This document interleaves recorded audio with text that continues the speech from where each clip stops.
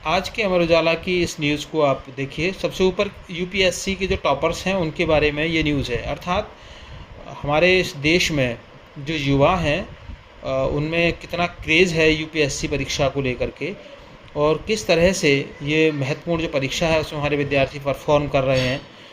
दूसरी जो न्यूज़ आप उसके जस्ट नीचे आप देखेंगे, होली पर घर आए इंजीनियर ने जुड़वा बहन को चाकू से गोद कर मार डाला, मां पर भी हमला।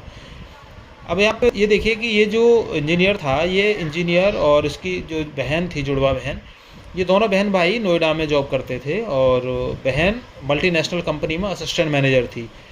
यानी कि आप ये समझ सकते हैं कि एक टॉप मोस्ट या इसको कहिए क्रीमी लेयर जो जॉब थी दोनों की, और एक अच्छे परिवार को बिलोंग करते थे।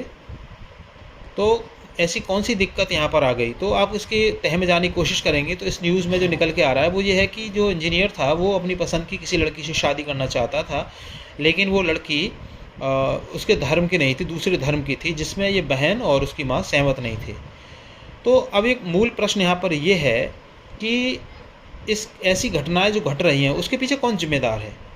यहाँ पर एक समाजशास्त्र के विद्यार्थी होने के नाते मैं सभी से, जो भी मेरे यहाँ पर व्यूअर्स हैं, सबसे मेरा ये प्रश्न रहेगा कि अपने अपने सुझाव मुझे इससे संबंध में ज़रूर आप मुझे दें कि इसके लिए कौन दोषी है। क्या शिक्षा व्यवस्था दोषी है, या भारतीय समाज का कोई खास एक पहलू इसके अंतर्गत आता है, या पारिवारिक कोई व्यवस्था इसमें जिम्मेदार है, या ये कहा जाए कि जो हमारी परंपराएं हैं वो इसके लिए जिम्मेदार हैं। क्योंकि मूल प्रश्न यहाँ पर ये उठता है कि आज आप देखेंगे तो हम मॉडर्निटी की तरफ बढ़ रहे हैं, यानी आधुनिकता की तरफ आप बढ़ रहे हैं।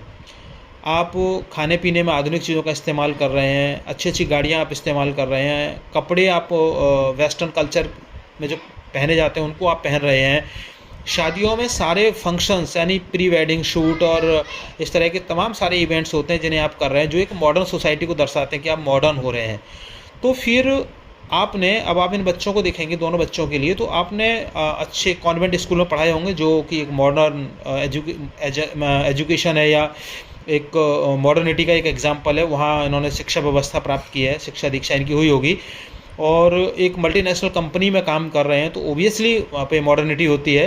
तो फिर शादी के लिए आपका सहमत होना ना होना, इसके पीछे कौन से मूल कारण इसमें हैं जिनकी वजह से माँ शादी के लिए सहमत नहीं थी या बहन शादी के लिए सहमत नहीं थी।